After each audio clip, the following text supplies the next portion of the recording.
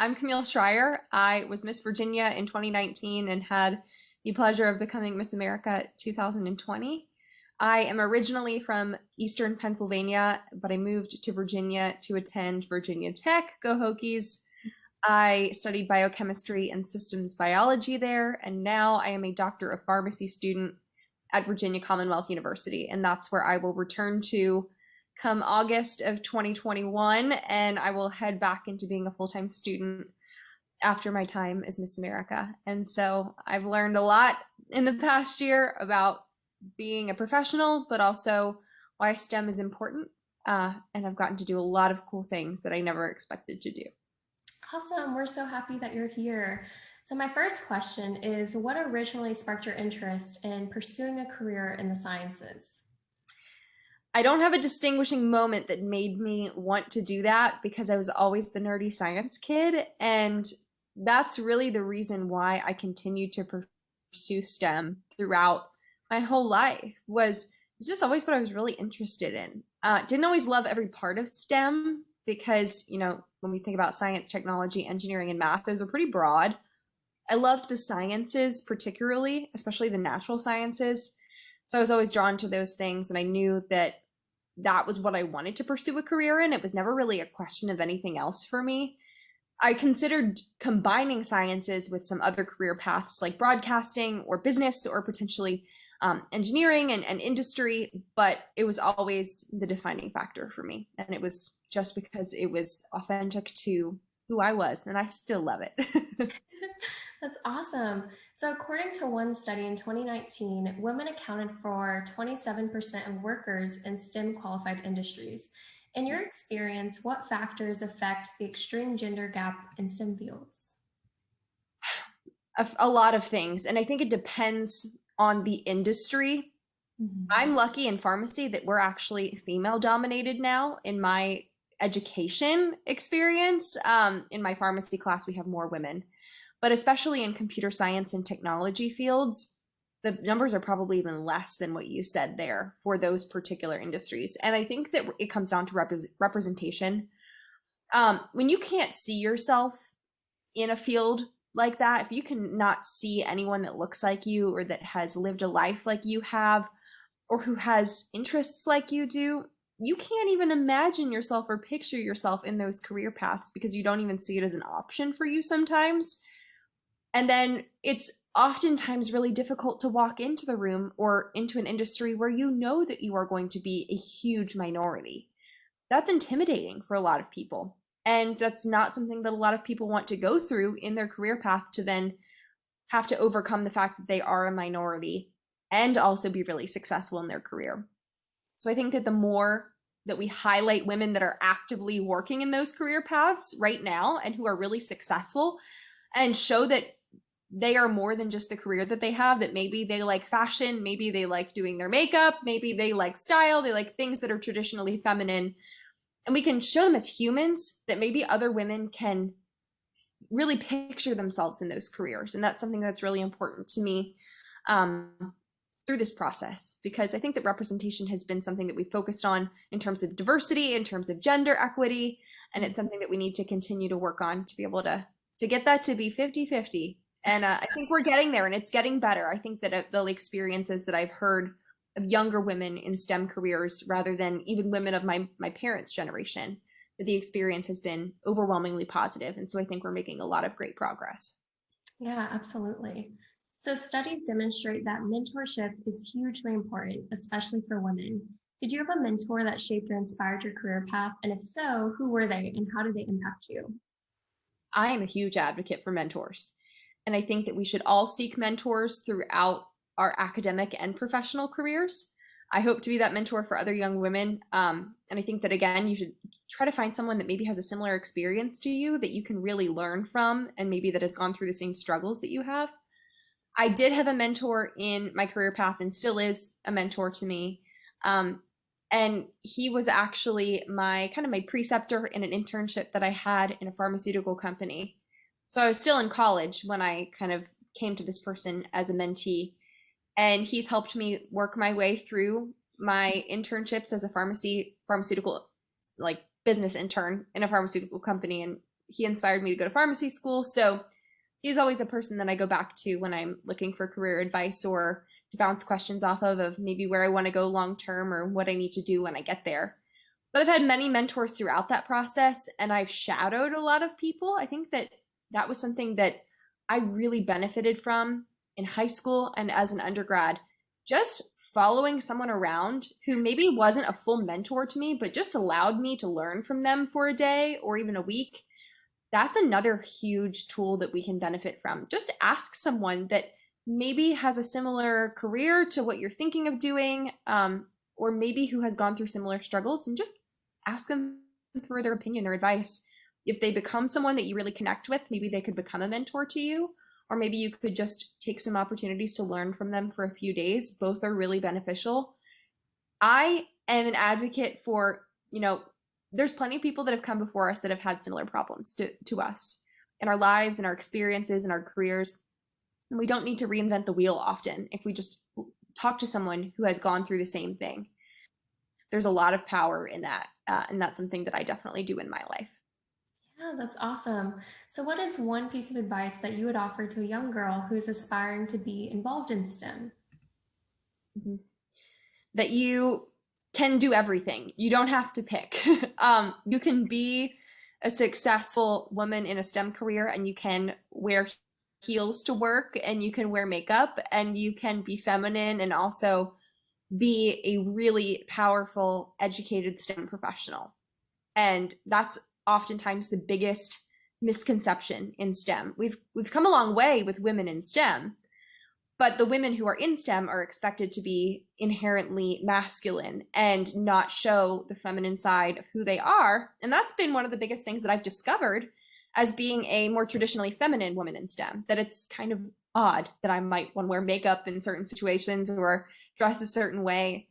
But it's really important that we inspire those women to just completely be themselves, and that you don't have to choose between dressing a certain way and expressing yourself and being a really professional and educated person in STEM, that those things can go together. I kind of hope to normalize that through my experience as Miss America in both directions, that someone in a STEM career could benefit from being in a very traditionally feminine role like Miss America, and that someone who is traditionally feminine can be in a STEM career. It's been an interesting way to kind of break both stereotypes at once, which definitely exist in both ways. But you don't have to choose. You can be exactly who you are, and you can be successful. You'll find your place is really the biggest thing I would say. Awesome. So this next question is pretty similar to kind of what we've touched on already, but it's how can we encourage younger generations to pursue careers in STEM? One of my biggest focuses throughout my time being a STEM advocate as Miss Virginia and Miss America is to remind people that science is all around us. And I say that as part of my science demonstration that I do for my talent, but I'm quite serious when I say particularly that STEM is all around us, because we think about the computers that we use every day to work from home right now during a pandemic. I mean, when have we heard science being more in the forefront of everything that we've talked about? Vaccines, healthcare, technology, just the way that we communicate electronically with technology is incredible.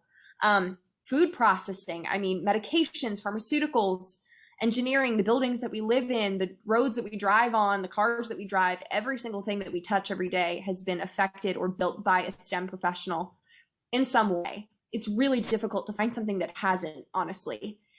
And I think that when I talk to students and I'm able to tell them all of the things that STEM, or all the ways that STEM has helped shape their life, it kind of makes them more relevant to them. And I was a student who was always inspired by relevance. I wanted to know why I should care about what I was learning, or why I should worry about whatever. This lady came in and talked to me about science. Cool. Well, why should I care about that? And explaining the relevance of STEM and how it shapes our life every single day helps to inspire that new generation to recognize that what they love, potentially, if it's video games, maybe for a kid that I meet at a school, that maybe they could get a STEM career that is a developer of video games. That is a technology and engineering and computer science based career. And there's people that really do that for their job. And that there's so many things that we can relate the things that we love to STEM. And I think that if you look at it from that perspective, it can make science and STEM a lot cooler to students and maybe spark their interest in a long-term career path. Yeah, I love that. So I really enjoyed getting to see you use your platform as Miss America to advocate for women in science this year. Can you share any particularly impactful stories or interactions while advocating for STEM? I think the biggest thing that's been impactful for me is talking to older women in STEM careers, especially women in research. I was a little curious how women in STEM, especially in research, would react to the fact that I was using science in such a showy kind of performance way, especially in a traditionally, something like Miss America that was traditionally seen as not always this science-based kind of an organization. And it's been thrilling to talk to those women because they are just excited to see that a woman would take science in such a different direction. And they tell me the stories of how they struggled to fit in as a woman in a STEM career, especially in higher education, in PhD programs, in working their way through companies and research organizations. And the discrimination that they faced, the harassment that they faced, the way that maybe coworkers or advisors of them didn't always treat them in the most equitable or professional ways. And that they're just thrilled to see a woman bring science to the forefront and also really talk about women in STEM careers and make this normal. Because even those who maybe are in their 50s or 60s, when those women went through their education, they were really, really a minority. Not so much as it is now. I mean, we're still a minority, but not to the same extent. That's been one of the most impactful things for me, is to hear the stories of those women. And it reminds me that we still have a long way to go. And there are still STEM professionals that are women that went through a huge amount of discrimination to get to where they are today. And so if we can continue to make that progress and make this normal, we won't even need to be talking about women in STEM anymore, because we'll just be talking about people in STEM. And we'll get to the point where that's just a 50-50 split between men and women. Absolutely. So what type of courses in high school prepared you for studying pharmacology once you entered college? So I took all of the science classes that I could in high school. I think I took every honors science course, mostly because I wanted to challenge myself. And then I took a marine biology elective, and I took some other elective science courses, which were really cool for me. But my just general honors science classes kicked my butt. And I took APs when I could, but I didn't take all of the science APs. And I think that was actually kind of a good move for me, because it was really difficult, and it's kind of counterintuitive. But as a freshman college student coming in, if you've taken all of the APs of all of your sciences, you're then starting in the sophomore level of all of those collegiate science courses when you walk onto campus. So it's very hard, if you're just starting to integrate into a college experience, to walk into really high level science courses, especially if you're not used to collegiate level science classes, because they're very hard. So I actually got to kind of go back and start learning a lot of the math and science that I started to learn in high school when I started my freshman year of college, which was very beneficial because it allowed me to learn how to learn in college and then do better in those classes because I had already been exposed to the material. So that was a huge benefit. Of course, if you want to take AP classes and take the AP exam and test out of that, that's totally up to you. But I didn't always do it that way. I think I tested out of some of my biology and my math courses, but I took freshman chemistry. I did all of those things. And that really helped prepare me to be a successful undergraduate student. And I actually started to figure out what I wanted to do in undergrad. So I didn't start right into pharmacy. Some people do. Pharmacy can be a 6-year program at some universities where you start as an undergrad and then you actually graduate with your doctorate after 6 years. But I went into college a little confused at what I wanted to do. So I started as an engineer. I switched to biochemistry eventually and added a second degree. And then after 5 years of undergrad, I ended up deciding to go to grad school for an additional 4 years, and then did Miss America within that. So I've spent a lot of time in higher education, but definitely getting the foundation on those basic maths and sciences and really those types of courses in high school. Pay attention to those. That was a huge foundation for my college education. Awesome. So what are some different career options that are available to you with a degree of pharmacology? And can someone work within this field with a bachelor's, or is a postgraduate degree necessary? So in pharmacy particularly, you have to have a doctorate now. You can work as a pharmacy tech in, a hospital or a retail pharmacy without a doctorate, but to actually sit for a pharmacy licensing exam, you do need a doctorate now.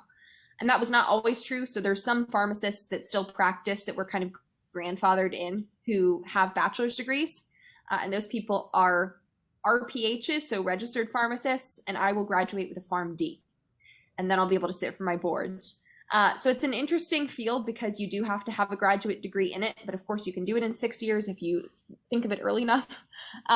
But you definitely have to be a medication expert. And I think I started to realize when I really learned what pharmacists did, why you had to be a medication expert. And that also kind of sparked my social impact initiative as Miss America to focus on medication safety and abuse prevention. So I've definitely learned a lot about the field of pharmacy and why you need a lot of education to do it. But it's definitely been an incredible experience and worth my time to go through the graduate program. Awesome. So in what ways has serving as Miss America been like being a scientist? I always say that one of the biggest skills that you get out of STEM education is problem solving. You have to learn how to quickly adapt and solve a problem through critical thinking. And I usually kind of have a process of how I solve a problem, kind of like the scientific method, right? We think of observing and questioning and researching and coming up with a hypothesis and testing that. That's something that I've put into practice in my life. And I think that it's kind of natural for me now in the way that I approach issues.